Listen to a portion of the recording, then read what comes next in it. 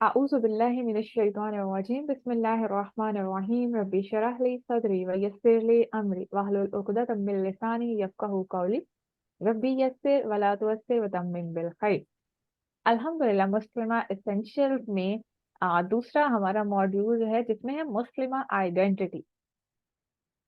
आप में से ये लोग सोच रहे होंगे कि भाई ये तो हमें भी पता है, आइडेंटिटी होती क्या है। ये असल में पहले हम समझेंगे, क्योंकि ये एक बहुत ही ब्रॉडर टर्म है हमारे लिए। कहते हैं कि अगर किसी को हराना हो तो उसकी शनाख्त को उसके लिए कंफ्यूज कर दें, किसी की आइडेंटिटी पे उसमें कंफ्यूजन क्रिएट कर दें। आपको कुछ करने की जरूरत नहीं पड़ेगी, वो इंसान खुद ब खुद हार जाएगा। तो ये इतना बड़ा मैटर है जिसको आज हम समझने की कोशिश करेंगे, और इस मॉड्यूल में समझने की कोशिश करेंगे कि बीइंग अ मुस्लिम वुमेन या गर्ल, गुस्सा नहीं करना कि हमें वुमेन क्यों कह दिया है, क्योंकि कुछ लोग कहते हैं एक सर्टन एज के बाद हमारा वो स्टार्ट होता है, बट वो बहुत पहले से स्टार्ट हो जाता है। वुमेन वुमेन ही होती है, बचपन से ही वुमेन होती है। ठीक है, वो सर्टन ब्रैकेट के बाद जो है वो एक गर्ल वाला जो है वो लुक हमें ज्यादा अच्छा लगता है, वो वर्ड भी हमें बहुत अच्छा लगता है। तो बीइंग अ मुस्लिम वुमेन, हमारी आइडेंटिटी क्या होनी चाहिए? क्यों? क्योंकि शनाख्त बहुत बड़ी चीज है। मेरी पहचान क्या है, मेरी शनाख्त क्या है। तो सबसे पहले हम ये चीज देखते हैं कि जो कहते हैं कि अगर किसी की आइडेंटिटी पे कंफ्यूजन क्रिएट कर दी जाए तो उस इंसान को हराना सबसे ज्यादा आसान है। इवन आपको कोई एफर्ट भी पुट नहीं करनी पड़ती। जंगें होती हैं, बहुत सारी चीज होती हैं, फिर जो है वो कोई एक कॉन्कर करता है, कोई एक हार जाता है। इवन कि कोई क्रिकेट मैच है, फुटबॉल है, सब कुछ करने की जरूरत नहीं है। वो इंसान खुद ब खुद इतना डाउन होता चला जाएगा कि आपको कुछ करने की जरूरत नहीं पड़ेगी, और आपकी दुश्मनी भी वहां पे पूरी हो जाएगी। तो आइडेंटिटी इतनी ज्यादा इंपॉर्टेंट है, और आज जिस एरा में हम रह रहे हैं ये फितनों का दौर है।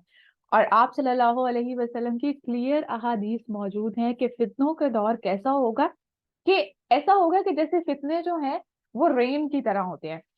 अगर हम रेन ड्रॉप्स को देखें तो रेन ड्रॉप्स क्या होती है, एवरी जगह, कोई ऐसी जगह नहीं होती जहां पे रेन ड्रॉप्स उसको गीला नहीं कर सकते। ओपन स्पेसेस जितनी भी होती हैं सब गीली हो जाती है, चाहे वो हल्की हल्की सी जो है वो फुहार सी होती है, हल्के हल्के से रेन ड्रॉप ही क्यों ना हो। उसमें कैसे हम खुद को प्रोटेक्ट करते हैं? या तो हम कोई रेन कोट पहनते हैं, या हम कोई अम्ब्रेला लेते हैं, या हम किसी शेड के नीचे होते हैं, किसी रूफ के नीचे होते हैं। तो फिर ऐसा होता है कि वो रेन ड्रॉप्स हमारे तक नहीं पहुंच पाते। एग्जैक्टली हम इस एरा में मौजूद हैं जहां पे ये फितने जो हैं ये सारे के सारे इन्हीं रेन ड्रॉप्स की तरह हर जगह मौजूद हैं। तो इसमें हमें कोई ना कोई प्रोटेक्शन लेनी होगी। वो हमारा रेनकोट हो सकता है, वो हमारे लिए अम्ब्रेला हो सकती है, वो कोई शेड हो सकता है, वो कोई रूफ हो सकती है, कोई ऐसी बंद जगह हो सकती है, कुछ भी हो सकती है, लेकिन लेना जरूरी है। अदरवाइज क्या होगा, वो फितने जो हैं, अगर हम बारिश की बात कर रहे हैं तो बारिश के जो कतरे होते हैं, रेन ड्रॉप्स होते हैं, वो क्या करते हैं, हमें बॉडी को भी ईच एंड एवरी जगह को जो है वो गीला कर देते हैं, और हमें पता भी नहीं चलता।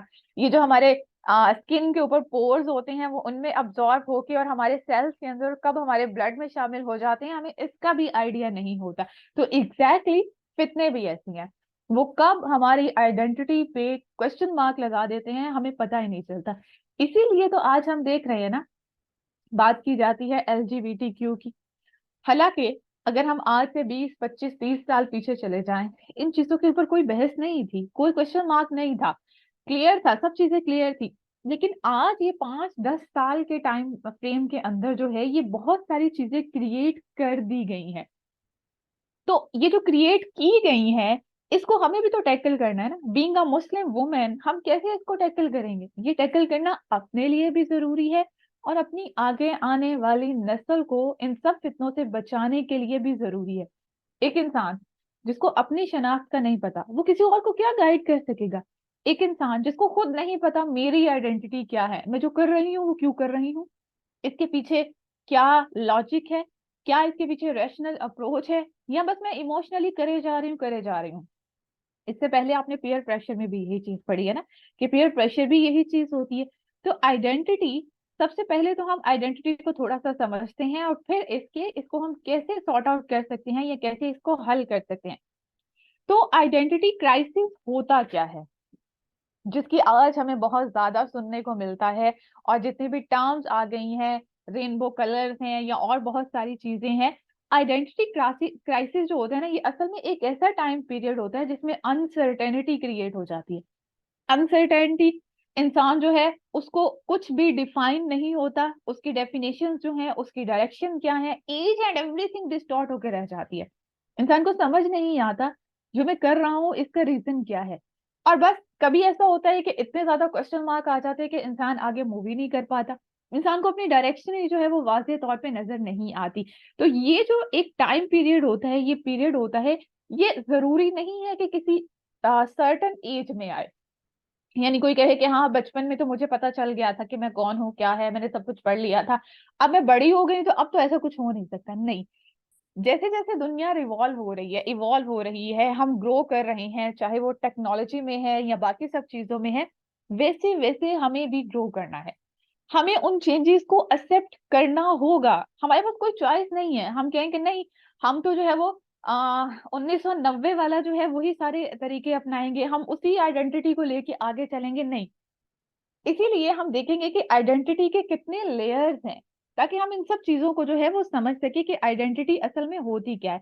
अब ये जो आइडेंटिटी क्राइसिस हम देख रहे हैं, इसका मकसद क्या है, क्या इसके साइंस होते हैं जिसको मैं जान सकूं कि कहीं मैं खुद इससे तो नहीं गुजर रही, या मेरे साथ ये इशू तो नहीं है। इसमें क्या होता है, सबसे पहली चीज कि इंसान ये क्वेश्चन करता है कि मैं कौन हूँ, हु एम आई, मैं कौन हूँ ये। और इंसान को जो है वो अपना पर्पस क्लियर नहीं होता। अगर थर्ड पे हम देखें, क्वेश्चन योर पर्पस, पर्पस को इंसान जो है वो क्वेश्चन कर रहा होता है। कुछ लोग पूरी जिंदगी गुजार देते हैं, 50 साल, 60 साल, 70 साल, उनको बाय द डेथ उनको पता नहीं चलता हमारा पर्पस क्या था जिंदगी में। बस ठीक है, एक लाइन में चल रहे थे, जो सब कर रहे थे वो हम भी करते गए, हमें पता ही नहीं चला पूरी जिंदगी में कि हमारा पर्पस क्या है। तो इट मीन्स कि हमने अपनी आइडेंटिटी को कभी समझने की कोशिश ही नहीं की। बिलीफ पे क्वेश्चन उठाने लग जाते हैं, बहुत बिलीफ सिस्टम उनका करप्ट हो जाता है। ये चीज जो है ऐसे भी तो हो सकती थी, देन व्हाई दिस वे। तो ये चीज भी होती है, क्यों? क्योंकि आपको अपनी आइडेंटिटी क्लियर नहीं है। फिर इसी तरह से आपको कोई पैशन नहीं होता, पैशन पे क्वेश्चन होती है, 4 दिन हम एक काम करते हैं, उसके बाद बोर हो जाते हैं कुछ और चीज, और पैशन कहीं नजर ही नहीं आता, क्या ऐसी चीज है, क्या मेरा पर्पस है, क्या मेरा पैशन है, मैं हूं कौन, मेरी एग्जिस्टेंस क्या है। ये सब चीजें पे जो इंसान क्वेश्चन उठाने लग जाता है। फिर इसी तरह से इससे बहुत ऊपर जाके इंसान क्या, जब ये सारे सवाल होंगे इंसान के जहन में, सवालों का जवाब कहीं से मिल नहीं रहा, ईच एंड एवरी डे क्या होगा, एंग्जाइटी बढ़ेगी, इंसान अनरेस्ट कंडीशन में होगा, इंसान डिप्रेशन में चला जाएगा। और डिप्रेशन को इंशाल्लाह आप अगले मॉड्यूल में भी बहुत अच्छे से क्लियर करेंगे। भाई ये डिप्रेशन जो है ये एक ऐसी मर्ज है जो इंसान को आहिस्ता आहिस्ता आहिस्ता आहिस्ता जो है ना, वो दीमक, जैसे दीमक की हम बात करते हैं ना, वो खा जाती है, बिल्कुल मट्टी बना देती है लकड़ी को, ये इंसान को ऐसा ही बना देता है। फिर इंसान किसी काम का नहीं रहता। तो जो लोग ये कहते हैं कि आइडेंटिटी के ऊपर क्वेश्चन मार्क लगा दे इंसान को हराया जा सकता है, तो वो यही तो सारी चीजें कर रहे हैं। आइडेंटिटी को कंफ्यूज कर दिया इंसानों को, स्पेशली मुसलमानों को कंफ्यूज कर दिया कि उनकी आइडेंटिटी है क्या, हमारी शनाख्त क्या है, हमारी पहचान क्या है। तो ना उनको कोई अपने में फायदा नजर आएगा, बिलीफ सिस्टम वैसे ही करप्ट हो जाएगा, पर्पस उनको कोई पता नहीं चलेगा, पैशन कोई होगा नहीं, हर वक्त डिप्रेशन के मरीज रहेंगे। आजकल हम यही सुनते हैं ना, हर दूसरा बंदा कह रहा है मैं डिप्रेस हूँ, मुझे एंग्जाइटी है, मुझे फला चीज है, फला चीज है। अगर हम थोड़ा सा पीछे इससे चले जाएं, थोड़ा सा नहीं, काफी ज्यादा पीछे चले जाए, 1450 साल पहले और आज में क्या फर्क आया है, कोई एक चेंज, 1450 साल पहले सहाबा के दौर में और आज के दौर में क्या डिफरेंस आपको नजर आता है? जी, क्या डिफरेंस नजर आता है? ये कुछ भी डिफरेंस नजर नहीं आता।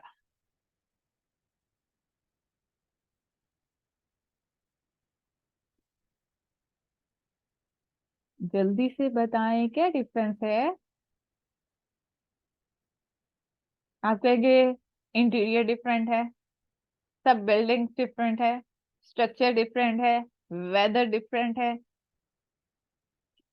कुछ तो बताएं। चैट बॉक्स में आपका वेट कर रहे हैं, फिर हम आगे चलते हैं।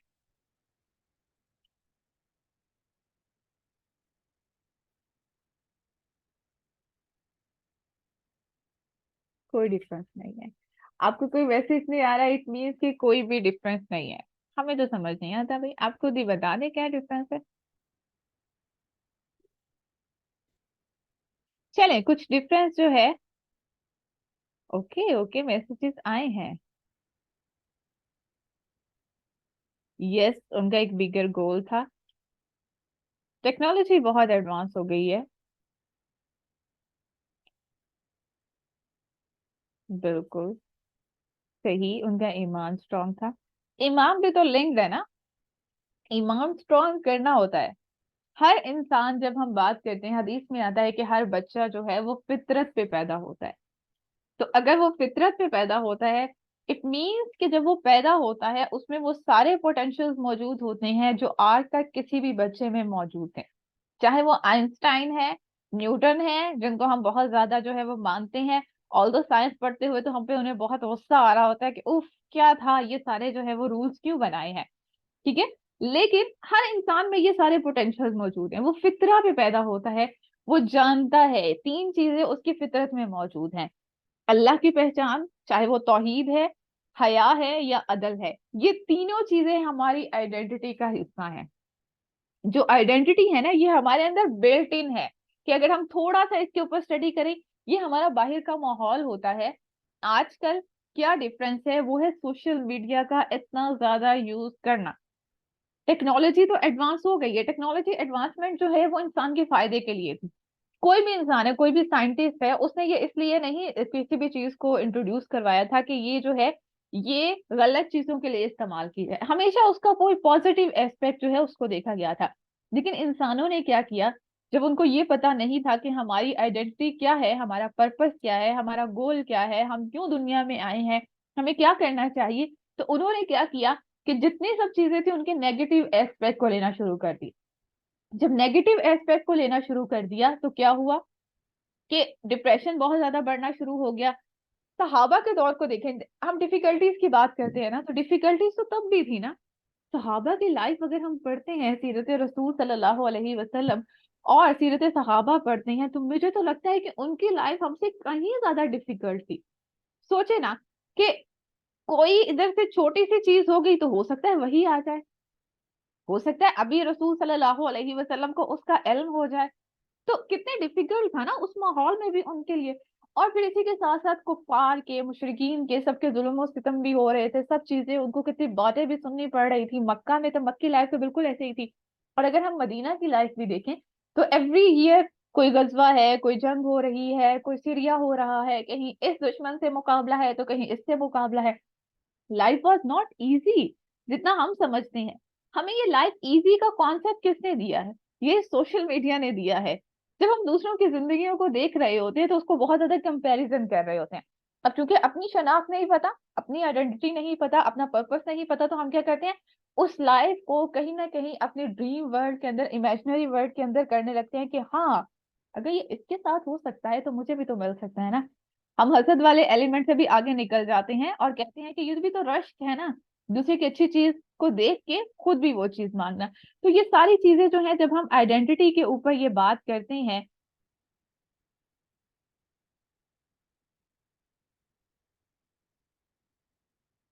यस बिल्कुल, बहुत सारी चीजें सहाबा ने फेस की थी, लेकिन वो कभी डिप्रेशन में नहीं गए थे, कभी एंग्जाइटी में नहीं गए थे। क्यों नहीं गए थे? ये है असल, क्योंकि उनको एक चीज क्लियर कट उनके मौजूद थी, और वो क्या था, उनको अपनी आइडेंटिटी पे कोई क्वेश्चन मार्क नहीं था। एक दफा अगर हम इस शनाख्त को जान लें, तो फिर उसके बाद जो है वो हमें कभी इसके ऊपर सवाल नहीं आता। मुश्किलात आती हैं लेकिन इंसान कभी भी अल्लाह से दूर नहीं होता। ये आइडेंटिटी क्राइसिस में ही आता है कि इंसान अपनी वैल्यूज को चेंज करने लगता है। क्यों चेंज करने लगता है?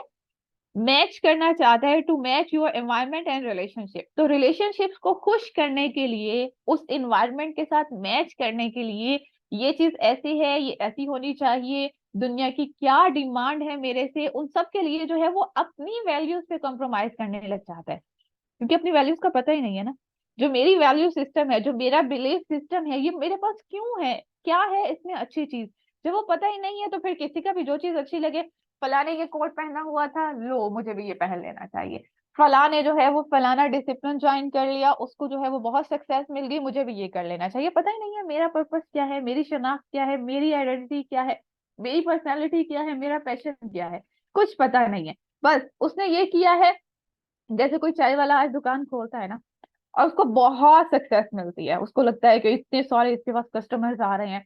अब उसको कोई देखेगा और कहेगा हाँ ये अच्छी चीज है, मैं भी चाय का ना एक दुकान खोल लेता हूँ, और उसके बाद मेरे भी इतने ही कस्टमर आ जाए। कुछ टाइम गुजरता है और क्या होता है कि उसके पास उतने कस्टमर आ नहीं रहे होते। फिर क्या होता है, डिप्रेशन में जाता है, सारी चीजें होती हैं। और वो फिर कहता है कि हाँ ये होता ही ऐसे है, ये सब बाकी जो है ना ये सब चीजें। उसने खुद को जाना ही नहीं ना, उसने खुद को पहचाना ही नहीं कि क्या ऐसी अच्छी चीज है, या क्या ऐसा। उसने तो अपने चाय का खोल लिया, हो सकता है उसका पैशन हो, वो सारा दिन चाय बनाता रहे, उसको मजा आता रहे, उसके पास कोई कस्टमर ना आए तब भी वो एंजॉय करता हो, वो खुद चाय पी के मजे से एंजॉय कर रहा। लेकिन एक इंसान जो वेट कर रहा है, अब चाय बना ली, अब वेट कर रहा है अच्छा एक कस्टमर आ जाए, एक कस्टमर आ जाए, तो उसका फोकस किस चीज के ऊपर है, कस्टमर के ऊपर है, अपने पैशन के ऊपर नहीं है। तो ये इंसान अपनी वैल्यूज पे कंप्रोमाइज करता है, बहुत सारी चीजों के ऊपर कंप्रोमाइज करता है। फिर जो इंसान को डिफिकल्टी आती है वो आती है क्वेश्चनिंग, जो इंसान के अंदर से बहुत सारे सवाल हो रहे होते हैं, इंसान उनका आंसर नहीं दे पाता। क्यों? क्योंकि पता ही नहीं है, शनाख्त खो गई है। तो जब शनाख्त खो गई है, अपनी आइडेंटिटी खो गई है, तो फिर कैसे उन सवालों से खुद को मुतमईन करेगा? जब मुतमईन नहीं कर पाएगा, खुद को सेटिस्फाई नहीं कर पाएगा, अगेन वही अनरेस्ट वाली कंडीशन, एंग्जाइटी होगी, और फिर डिप्रेशन में इंसान चला जाएगा। फिर इसी तरह से इंसान जो है वो अपनी एबिलिटीज, उनके ऊपर भी क्वेश्चन मार्क लगाता है। जैसे अभी मैंने आपको एक मिसाल दी कि चाय वाला है, उसमें हो सकता है कोई और पोटेंशियल मौजूद हो सकता है वो कुछ और बहुत अच्छा कर सकता हो। अल्लाह ताला ने हर इंसान में बहुत अच्छी चीजें रखी हैं, हर इंसान दूसरे से मुख्तलिफ है, हर इंसान में किसी से दूसरे से बहुत अच्छे पोटेंशियल हो सकते हैं। लेकिन चूंकि उसने वो पोटेंशियल अपने अंदर, जो उसके अंदर हिडन पोटेंशियल थे, उनको तलाश करने की बजाय दूसरों को कॉपी करने की कोशिश की, तो अब जो वो एबिलिटीज थे जो अल्लाह ताला ने हर इंसान के अंदर रखी हुई है, उसके ऊपर भी वो ट्रस्ट नहीं करता। और जब उस पर ट्रस्ट नहीं करेगा तो अपने डिसीजंस पे कैसे ट्रस्ट कर सकेगा? मुझे ये पढ़ना चाहिए, नहीं ये फला ने पढ़ा था वो तो ऐसा हो गया था, अपने ऊपर ट्रस्ट नहीं है ना, अपने डिसीजन। और ऐसे लोग जो है वो डिसीजन मेकिंग में बहुत पुअर हो जाते हैं। अब ये सारी चीजें जो है, ये किसी भी इंसान के लिए, अभी हम जस्ट इंसान की बात कर रहे हैं, हम मुसलमान पे बाद में आते हैं, क्योंकि इस्लाम जो है वो कैसे मुसलमानों को अपलिफ्ट करता है, इंसानों को अपलिफ्ट करता है, हम उसकी बात करेंगे, क्योंकि हम मुस्लिम आइडेंटिटी के ऊपर बात कर रहे हैं। हम बाकी सारी आइडेंटिटी के ऊपर नहीं जाएंगे, वो उसको थोड़ा सा डिस्कस करेंगे, बट फोकस हमारा जो है वो हमारा बीइंग अ मुस्लिम वुमन जो आइडेंटिटी है, उसके ऊपर हमारा ज्यादा फोकस होगा। सो डिसीजन अच्छे नहीं है, अपनी एबिलिटीज पे ट्रस्ट नहीं है, खुद के साथ जो है वो क्वेश्चन आंसर अगर हम करते हैं, खुद से बहुत सारे सवाल पूछ रहे होते हैं ना, मैं ये क्यों कर रही हूँ, कोई फायदा नहीं है, चलो छोड़ो। लोग बहुत अच्छे अच्छे काम कर रहे होते हैं, लेकिन जब उनको इसका कोई सेटिस्फेक्शन नहीं मिलती, कोई जवाब नहीं मिलता, वो छोड़ देते हैं। क्यों? क्योंकि ये नहीं पता कि मैं क्यों कर रही हूँ, मैं हूं कौन। तो यही असल में हमने इस पूरे मॉड्यूल के अंदर यही चीज को पढ़ने की कोशिश करनी है, व्हाट इज माई आइडेंटिटी। चले, अब 3 लेवल्स में हम इसको जो है ना वो थोड़ा सा इसका ब्रेक डाउन करते हैं। सबसे पहला लेवल अगर हम बात करें कि मुझे अपनी आइडेंटिटी को, अगर मैं एक अच्छा ह्यूमन बीइंग बनना चाहती हूँ, अगर मैं एक अच्छी इंसान, अच्छी मुसलमान बनना चाहती हूँ, तो मुझे किन 3 चीजों का, किन 3 लेवल्स का पता होना चाहिए। सबसे पहली चीज, सेल्फ अवेयरनेस। क्या मुझे पता है मुझे क्या चीज पसंद है? क्या मुझे पता है मुझे किस तरह से ड्रेसअप होना चाहिए?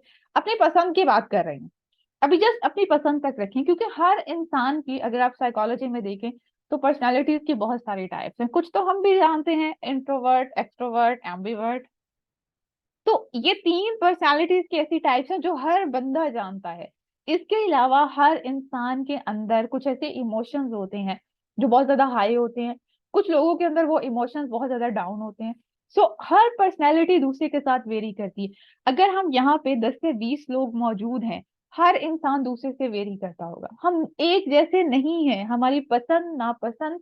इवन अगर मैं यहाँ पे आपसे एक चीज पूछूं, आपका फेवरेट कलर कौन सा है, बताएं आप लोग।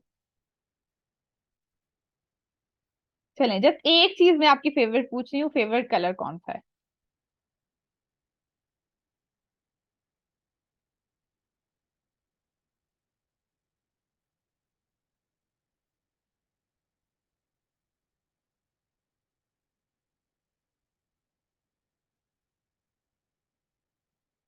देखिए हो गया ना डिफरेंस, यहीं पे डिफरेंस आ गया। हर इंसान को हर कलर वैसे अपील नहीं करता, हर इंसान का मिजाज वैसा नहीं होता।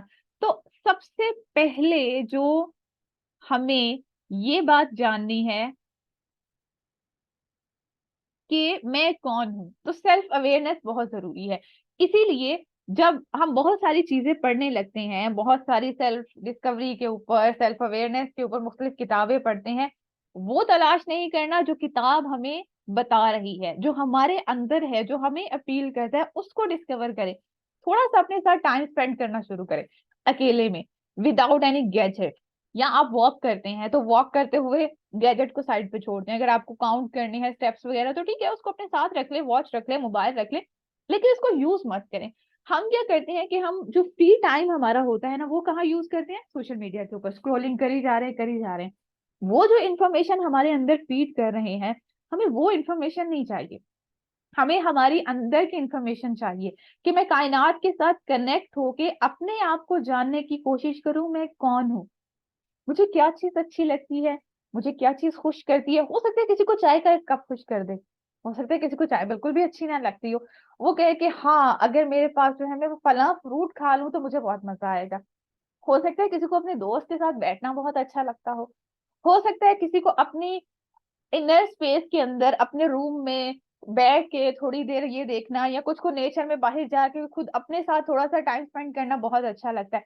तो सबसे पहले तो ये तलाश करने के लिए कोशिश करें कि मेरी आइडेंटिटी यानी मेरे अपने लेवल पे क्या है, मैं कौन सा लाइफस्टाइल पसंद करती हूँ। जैसे रंगों की बात है, तो रंगों में मुझे कौन सी चीज पसंद है? जरूरी नहीं है ना कि अगर सब लोग जो है वो ब्लैक पहन रहे हैं तो मुझे भी ब्लैक ही पहनना है, मुझे तो पसंद ही नहीं है। तो जब मुझे पता होगा कि ये मेरी पसंद नहीं है, तो मैं कभी उस डिसीजन को अपने लिए एक्सेप्ट नहीं करूंगी, ना अपने बच्चों के लिए उस चीज को एक्सेप्ट करूंगी, क्योंकि मुझे पता है मुझे क्या चाहिए है, मुझे क्या बनाना है, मुझे क्या, मेरी क्या शख्सियत है, उसके कौन से रंग हैं। ये सब चीजें सबसे पहले सेल्फ अवेयरनेस, इसको सेल्फ अवेयरनेस भी कह सकते हैं और माई लाइफस्टाइल भी हम इसको कह सकते हैं, दोनों अंदाज से। सबसे पहला लेवल ये होता है। अब इसके बाद दूसरा इम्पैक्ट कहाँ पे आता है? क्योंकि हम अपने ही कंफर्ट जोन में तो नहीं रह सकते ना, कि इस दुनिया से पूरी से कट के बस मैं ही मैं हूँ।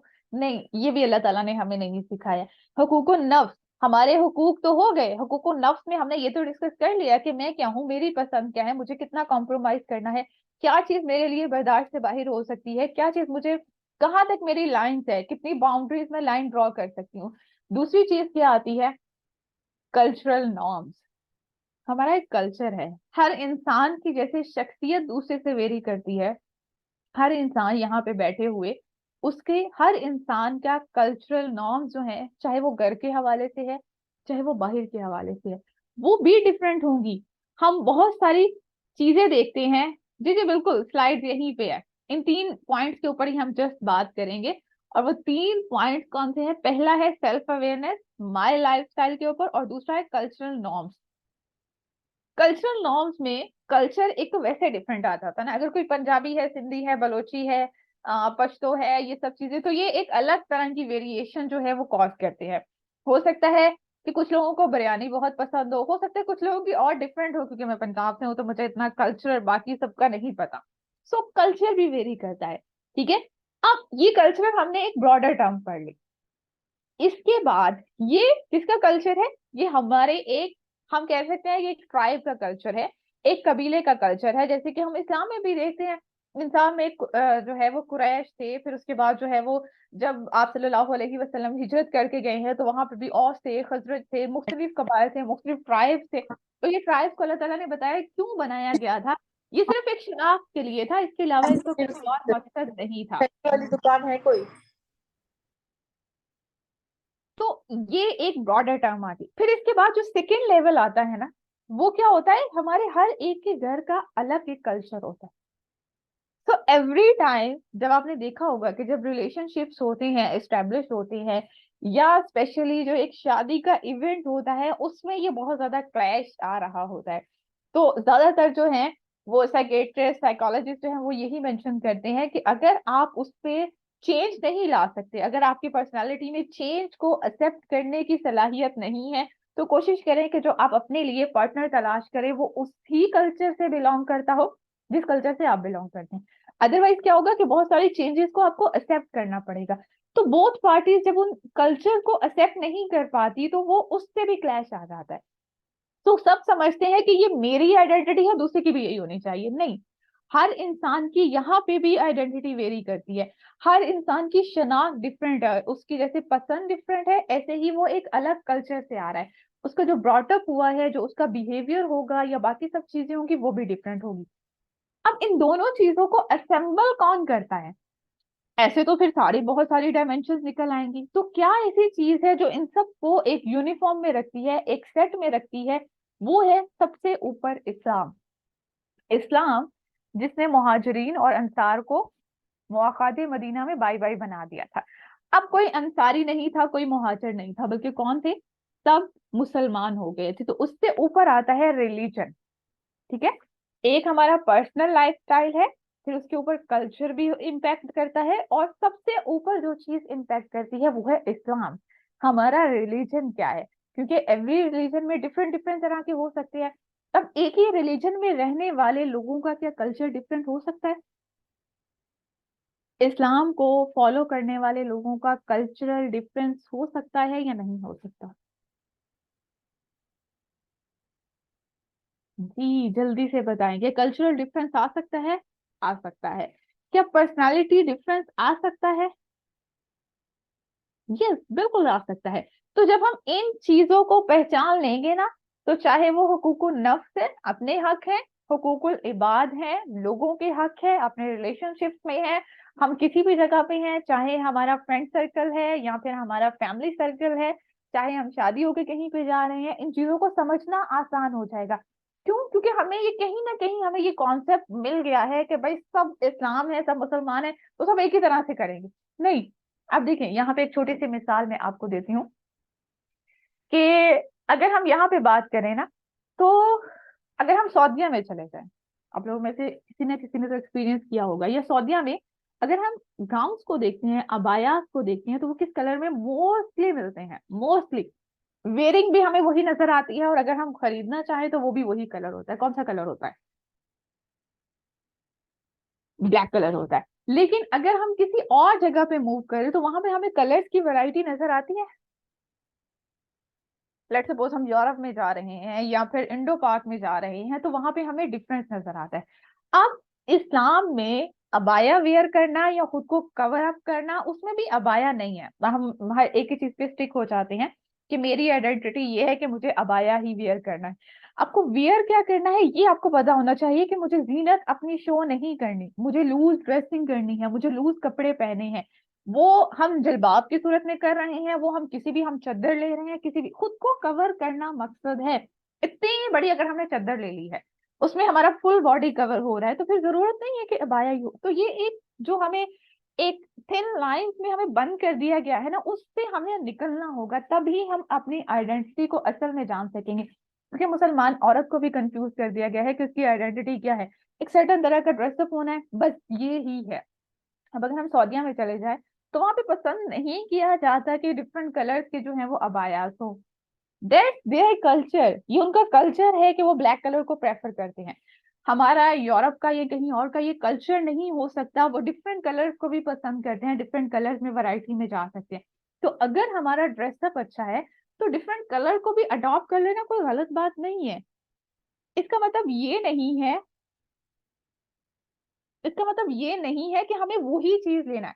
एक अरब का कल्चर है, और एक इस्लाम ने हमें दिया है कि ये सर्टन लाइंस हैं, इसके अंदर रहते हुए आप अपने कल्चरल नॉर्म्स को भी कर सकते हैं, और इसी के साथ साथ जो है वो आप बाकी सारी अपनी पर्सनैलिटी को भी देख सकते हैं। तो ये है असल में आइडेंटिटी, जिसको हमने पहचानने की कोशिश करनी है कि मुस्लिमा आइडेंटिटी जो हमारी है, ये इतनी नैरो और थिन लाइन में जो है वो डिफाइन नहीं होती।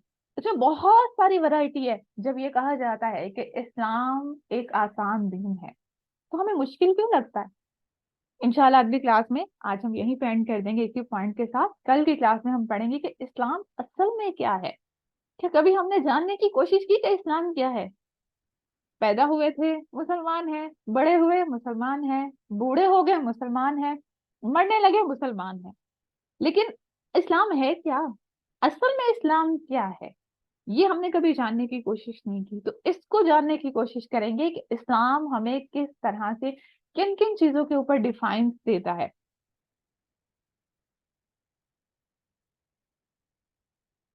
ओके, ये आपकी ड्रेसिंग वाला जो है ना वो इंशाल्लाह कवर होगा आपका पीयर प्रेशर के अंदर। तो मैं जस्ट अभी आपको ये एक छोटी सी एग्जांपल इसलिए दे रही हूँ कि यहाँ पे हमें ये चीज डिफाइन मिल जाए कि इस्लाम सख्त नहीं है, इस्लाम को सख्त हमने बनाया है। एक दफा मुझे ये पता चल जाए कि इस्लाम हमें कौन सी लाइंस देता है। और सबसे इम्पोर्टेंट चीज कि वाई इस्लाम। क्या हमने कभी ये सोचने की कोशिश की है वाई इस्लाम? क्यों कोई और रिलीजन नहीं हम फॉलो कर सकते? क्यों नहीं? इसलिए अम्मी ने कहा था, इसलिए हमें फलां ने कहा था। नहीं, हमारे दिल से क्या ये आवाज है कि मेरी शनाख्त, मेरी आइडेंटिटी इस्लाम के साथ ही है। इन चीजों को सारे को हम डिस्कवर करेंगे। इस्लाम का मीनिंग क्या होता है? अगर हम इस्लाम का मीनिंग क्या होता है, क्या मीनिंग है इस्लाम का? चले एक छोटे से इसी नोट के साथ आज हम क्लास को खत्म करते हैं। इस्लाम का क्या मतलब है? जैसे हम सबके नाम की कोई मतलब है ना, और हम बड़े खुश होते हैं जिनके नाम के मतलब बहुत अच्छे हैं। ओ वाह, मुझे मेरा तो ये नाम है, उसका मतलब भी ये है। Submission to Allah. Submission. Yes. Submission to some extent. Yes exactly. Peace. क्या हम पीस में हैं? क्या सबमिशन को अडॉप्ट करके या अडॉप्ट करते हुए हम पीस में हैं? ये सवाल है। इसी सवाल के साथ आज के सेशन को हम मुकम्मल करते हैं। और नेक्स्ट क्लास में आप लोग ये सवाल सोच के आएंगे। और अभी जैसे हमने बात की है कि पैशन, और इसके साथ साथ जो है वो हमारा पर्पस क्या है, क्या ये सवाल सवाल मेरे भी हैं या नहीं है? क्या मुझे जानने की जरूरत है कि नहीं है कि इस्लाम क्या है? वाई इस्लाम? जब हर कल्चर में है जो है वो बहुत अच्छी बातें हैं। आपको मैं एक छोटी सी, ये क्यों मुझे ये आपकी फर्स्ट स्लाइड जो है वो तैयार करने की क्यों कोशिश इसकी जो है वो मैंने किया, हालांकि ये प्लान में पहले नहीं था। कुछ दिन पहले एक छोटा सा क्लिप था जो मेरे सामने से गुजरा, और उसमें कोई पाकिस्तानी ही लड़की थी। उन्होंने कहा कि dupatta is our cultural thing. ठीक है, उन्होंने कहा दुपट्टा लेना जो है वो आवर कल्चरल थिंग। तो कल्चरल थिंग्स में ये होता है कि अगर कोई दुपट्टा लेना चाहता है ठीक है, अगर किसी को नहीं पसंद तो वो छोड़ दे। सो एट दैट टाइम मुझे ये लगा कि हम अपनी आइडेंटिटी को जानते ही नहीं है कि दुपट्टा लेना हमारी कल्चरल थिंग है या ये हमारे रिलीजन का हिस्सा है। दोनों में डिफरेंस आ सकता है ना। जैसे रिलीजन हमें एक लाइन देता है कि आपने हलाल मीट खाना है, आपने हलाल के अलावा कुछ और नहीं खाना, ये खाना है आपने। इसके बाद ये नहीं बताया गया कि आपको फलां चीज खानी चाहिए, फलां चीज खानी चाहिए। अब जब हम बिरयानी बनाते हैं, हम चिकन बिरयानी बना सकते हैं, हम बीफ बिरयानी बना सकते हैं, हम मटन बना सकते हैं। इस्लाम इस पर पाबंदी नहीं लगाता कि नहीं आपने ये ही खाना है। नहीं, हलाल मीट होना चाहिए। हलाल में बहुत सारी वैरायटीज हैं, आप जिसको प्रेफर करना चाहें आप कर दें। लेकिन अगर वो मीट हलाल नहीं है, वो गोश्त हलाल नहीं है, तो इस्लाम ने इस चीज को बैन किया है। और इस्लाम में बहुत कम चीजें हैं जो हराम है, बहुत ज्यादा है जो कि हलाल है। लेकिन ये हमें कैसे पता चलेगा? जब हम इस्लाम को जानने की कोशिश करेंगे। तो इस्लाम पे इंशाल्लाह बात करेंगे। कोई सवाल है तो जल्दी से पूछें, फिर हम। जी जी बिल्कुल, आपको रिकॉर्डिंग्स मिल जाएंगी इंशाल्लाह।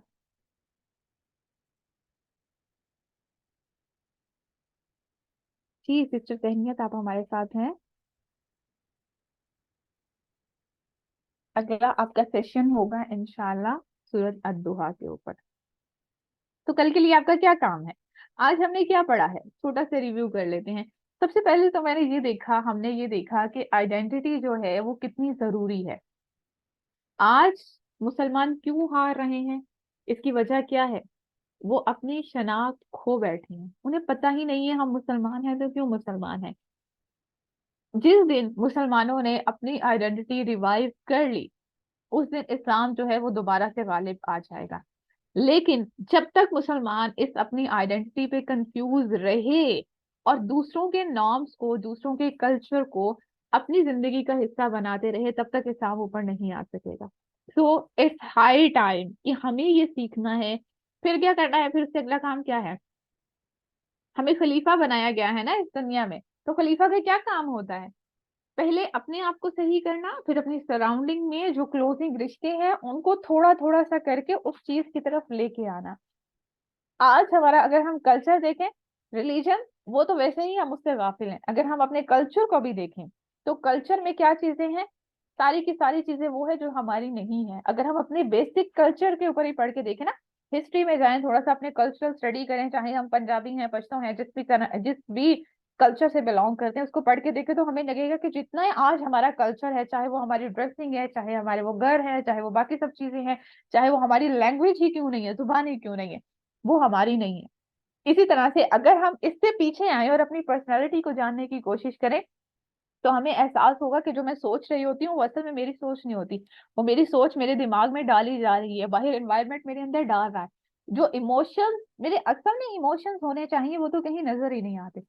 तो ये सब चीजों को जानने की कोशिश करनी है, अपनी आइडेंटिटी शनाख्त को कोई हमें आके नहीं बताएगा।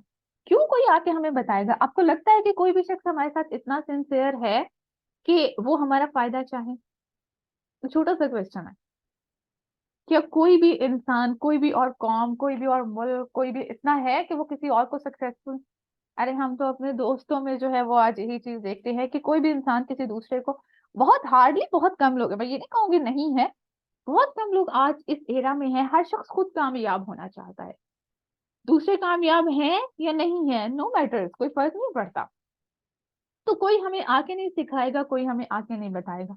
मेहनत खुद करनी है, अपना कदम खुद उठाना है।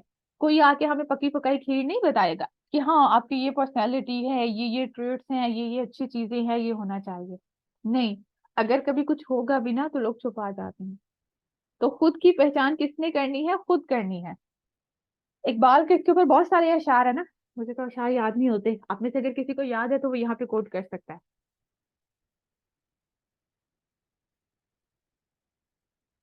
इकबाल ने किस पे फोकस किया है? खुद ही के ऊपर, अपनी पहचान के ऊपर।